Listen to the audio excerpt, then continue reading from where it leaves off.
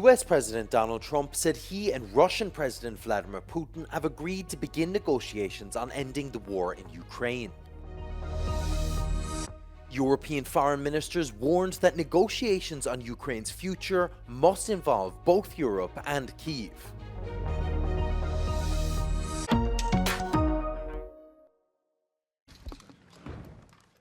US President Donald Trump upended 3 years of US policy towards Ukraine, saying that he and Russian leader Vladimir Putin agreed to begin negotiations on ending the war.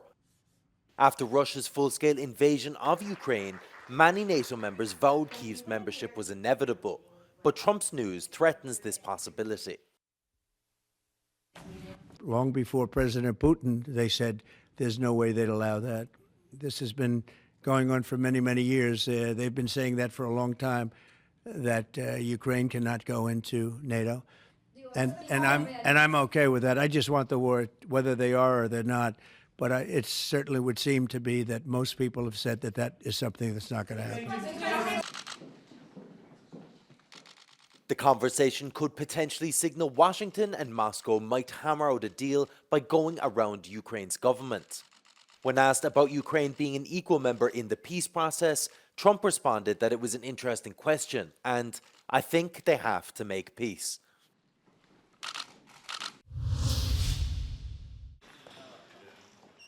European foreign ministers warned that Ukraine's future must involve both Europe and Kyiv, as news broke that US President Donald Trump and Russian President Vladimir Putin agreed to immediately hold peace talks.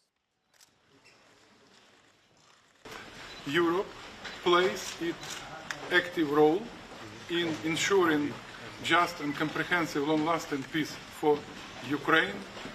Ukraine's security and European security are indivisible. Ce qui se joue, ça n'est pas seulement l'intégrité territoriale de l'Ukraine, ça n'est pas simplement la sécurité du continent européen, c'est aussi et plus généralement l'avenir du droit international. Meanwhile, Kremlin spokesperson Dmitry Peskov said Putin and Trump agreed in a telephone conversation to organize a meeting in person, and that the Russian president told Trump he is ready to receive Americans in the country.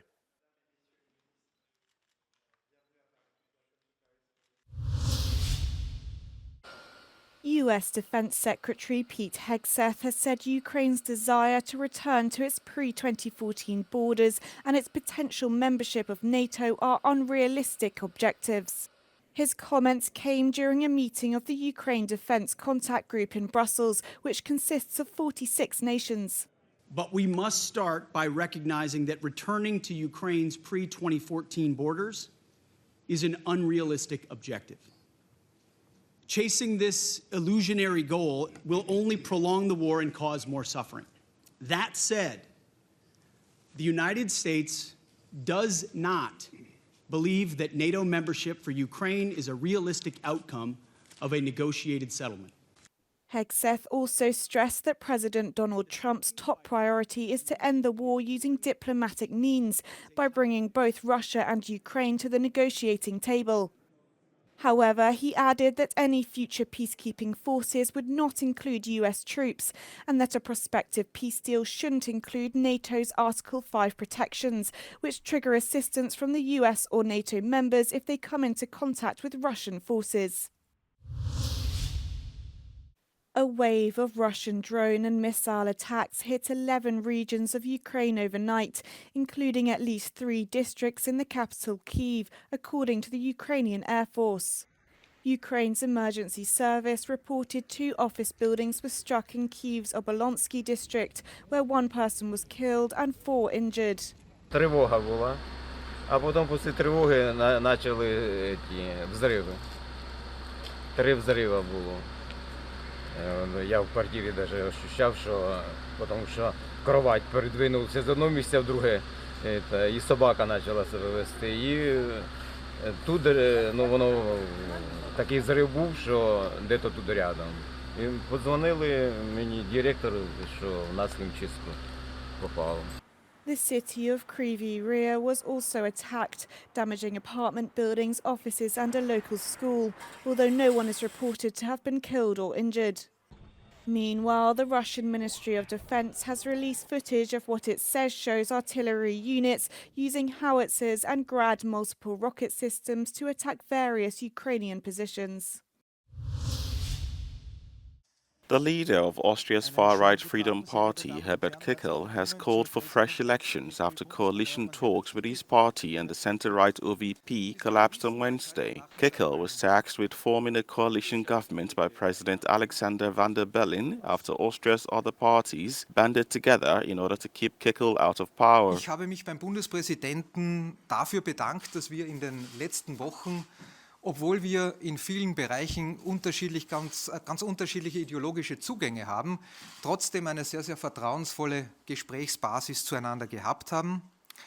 Und ich habe in diesem Gespräch dem Bundespräsidenten auch meine Meinung zum Ausdruck gebracht, dass es gut und dass es an der Zeit wäre, wenn vielleicht auch das Staatsoberhaupt jetzt die Variante einer raschen Neuwahl befürworten und damit unterstützen würde. Meanwhile, Austrians are expressing mixed reactions to the announcement, which marks the second time coalition talks have failed. Würde ich sagen, ne? Das war ja ein Trauerspiel, was da abgegangen ist, bitte. Ja, ärgern tut mich trotzdem, weil die anderen haben 3 Monate gebraucht, haben nichts zusammengebracht und der hat gesagt, in einer Woche steht die Regierung und das stimmt auch nicht. Zeit für Neuwahlen. Kickl came first in elections held in September with 28% of the vote. However, with the FPÖ unable to form a government, Austria now enters an unclear political situation. The Greek parliament elected Konstantinos Tassoulas, the former parliamentary speaker, as president of Greece on Wednesday.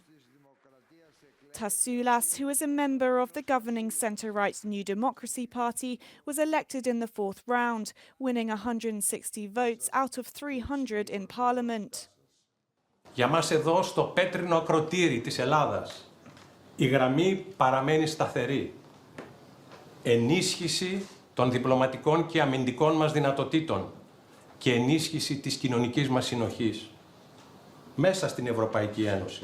Tassoulas has been serving as Greece's Minister of Culture and was a leading figure in the campaign for the return of the Parthenon sculptures from the British Museum in London. Roberta Metsola, President of the European Parliament, congratulated Tassoulas on his election in a post on X, while other top government officials from European countries also sent their congratulations. Tassoulas will be sworn in on the 13th of March. Romania has registered the lowest natality rate in a century, with figures showing that less than 150,000 babies were born last year. Rural parts of the country have seen schools and kindergartens forced to shut down due to the lack of children available to attend courses. In urban areas, many are choosing to put their career first and instead have children at a later age. Cheltuielile zilnice nu mi-ar permite să mai cresc și un copil pe lângă. Mă gândesc la carieră deocamdată, vreau să mă împlinesc profesional atât eu cât și soțul meu. Situația este destul de dramatică. Anul trecut am avut 17 înmormântări și din păcate niciun botez.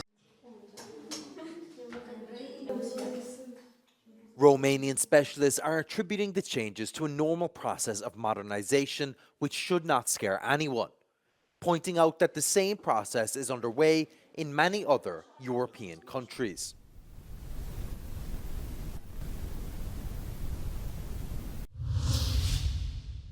Closed emergency units, lack of staff, waiting times far above the acceptable, and a faulty new screening system. The Portuguese National Health Service is on the verge of collapse. And for Pedro Bitabarros, the problem is to do with the organization and management capacity. Até certo ponto é a gestão também, mas até certo ponto é concorrência com o setor privado, que tem bastante mais capacidade de funcionar bem nessa parte de recrutamento e retenção, de dar mais atenção às pessoas. E portanto temos aqui 2 grandes pontos de atenção, uma gestão pura e dura e uma questão de recursos humanos. Esses serão talvez os desafios maiores dos próximos 3 anos. In May 2024, the government presented an emergency plan to be implemented within 3 months to ensure full access to healthcare, but there is no major progress in sight. O problema não está em fazer regras ou fazer mais uma lei de transformação do Serviço Nacional de Saúde. A questão não está a dizer vamos ter uma data em que fazemos a reforma do Serviço Nacional de Saúde. A questão está em como é que nós permanentemente conseguimos ajustar o Serviço Nacional de Saúde às necessidades que vão surgindo. There are many complaints from patients, such as mandatory pre-screening by telephone before going to the emergency unit. This is further delaying medical interventions and subjecting patients to long waiting hours. Ainda na semana passada, com um familiar meu, a ser encaminhado pela Saúde 24 para as urgências, o funcionamento, digamos assim, tendo em conta o tempo de espera que lá estivemos, que basicamente estivemos lá praticamente 12 horas, e segundo me apercebi, acho que até nem foi muito mau.